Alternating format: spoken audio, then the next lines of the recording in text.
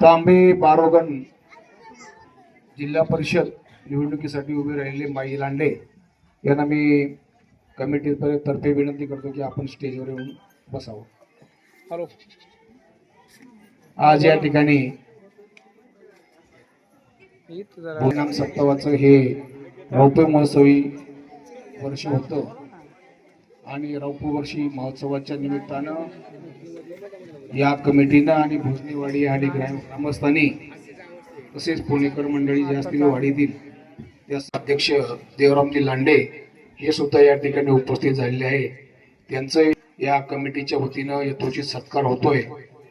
त्यांनी सत्कार झाल्यानंतर आपल्या पुढील कार्यक्रमासाठी मोकळं करायचंय अशी मी त्यांना विनंती करतोय.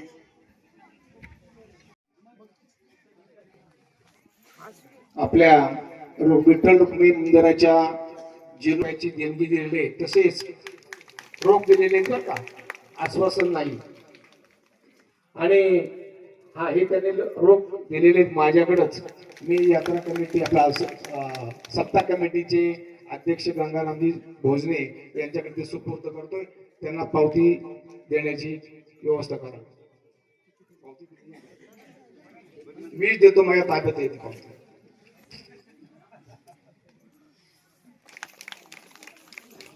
देवराम सांडे. पण सर्वांनी एक मिनिट फक्त आपल्या राज्याचे उपमुख्यमंत्री आणि पालकमंत्री, पुणे जिल्ह्याचे पालकमंत्री, त्यांचं काल फार दुःखद घटना घडली. त्यांच्यासाठी एक मिनिट उभं राहून सर्वांनी सामुदायिक त्यांना श्रद्धांजली आपण अर्पण करू.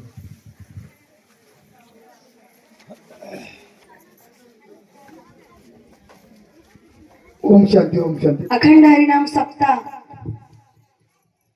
गाव गोदरे येथे उपस्थित या गोड सोहळ्यानिमित्त असलेले सर्वच वारकरी मंडळी असतील, महिला भगिनी असतील, सर्वच ग्रामस्थ, आप्तेष्ट, पै पाहुणे आणि ज्यांचं आज कीर्तन रूपी आपल्याला मोलाचं मार्गदर्शन मिळालं ते आमचे मार्गदर्शक, आमचे आधारस्तंभ हरिभक्तपरायण वाळके बाबा महाराज. खरं तर आपली ही भेट तिसरी भेट आहे. तिथे आहात नाही तर मी सगळ्यात आधी येऊन बसली असती. पण आपल्या गावामध्ये आज दशकिरे होती, सोनावळे गावामध्ये, मी तिथे गेली होती. पण खरंच तुमचं मार्गदर्शन हे आम्हाला आमच्या पुढच्या जीवनामध्ये कसं वागावं याच्यासाठी मोलाचं ठरतं. बाबांनी आता येता मी बाबांचे 2 शब्द ऐकले की आलेल्या जीवनामध्ये माणसाचं काय असतं, किती पैसा असू दे, माणूस पैशाने किती श्रीमंत आहे आणि म्हणजे किती बलाढ्य असू देत, पण जन्माला आल्यावर माणसाला मृत्यू सुद्धा अटळ आहेच. त्याचं बोलवणं आल्यावर आपल्याला जावंच लागतं, हातामध्ये किती अगदी महत्वाचं काम असलं तरी. पण याचा अनुभव रोजच्या जीवनामध्ये वेगळा येतो. कधी आपल्या नातेवाईकांमधून येतो, तर आपल्या 2 दिवसाआधी घडलेल्या महाराष्ट्रामध्ये जी हळहळ व्यक्त केली गेली त्याचं कारण आपल्या राज्याचे उपमुख्यमंत्री आणि सर्वांचं लाडकं नेतृत्व देवाने आपल्यापासून हिरावून घेतलं. आपले दादा, त्यांच्या मार्गदर्शनाखाली खरं तर काम करायचं होतं. काम करताच त्यांनी स्वतःच्या आयुष्याला पूर्ण विराम दिला. अशी माणसं आपल्याला आयुष्यात खूप कमी मिळतात. त्यांनी जे काम केलं तसं काम पुढे करायचं सगळ्यांसाठी. पण मी एवढंच म्हणेल की आल्यासारखं जन्म येतो, माणूस किती जगतो यापेक्षा माणूस कसा जगतो याला खूप महत्व दिलं गेलं पाहिजे. आणि मी नक्कीच म्हणेल की परमार्थ ही अशी गोष्ट आहे.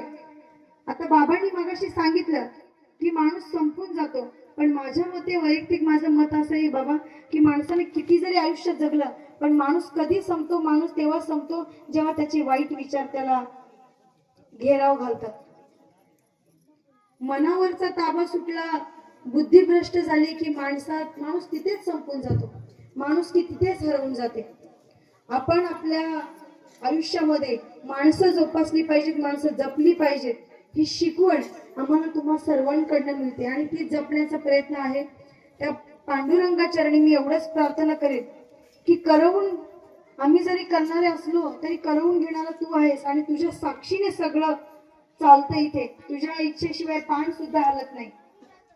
तू शक्ती देशील तर आम्ही हालचाल करू शकतो. एवढंच म्हणेल आणि जाता जाता फक्त म्हणेल नामस्मरणाची ताकद खूप मोठी आहे. संयम ठेवायला शिकवते आपल्याला, त्याच्याप्रती निष्ठा, आपल्या कामाप्रती प्रेम, या सगळ्या गोष्टी जोपासण्यासाठी नामस्मरण खूप गरजेचं आहे.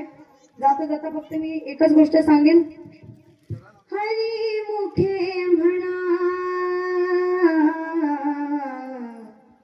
हरी मुखे म्हणा,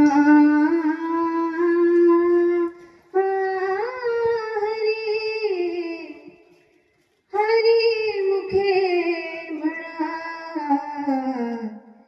हरी मुखे म्हणा, पुण्याची गणना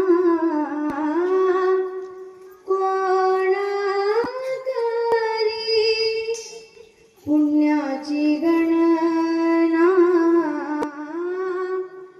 कोण करी, कोण करी रे, देवाची द्वारी उभा क्षणभरी, देवाची द्वारी उभा क्षणभरी, तेणे मुक्तिचारी साधिल्या, तेणे मुक्तिचारी साधिल्या,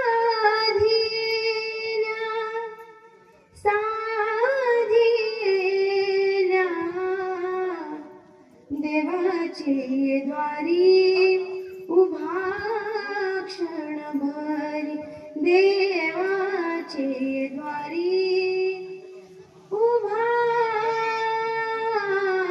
क्षणभरी.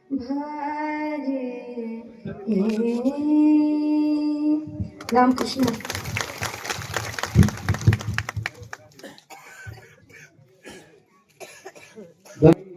तुम्ही उत्कृष्ट गातात, चांगलं गायक आहेत हे आम्हाला आज कळलं, ऐकून होतं नुसतं.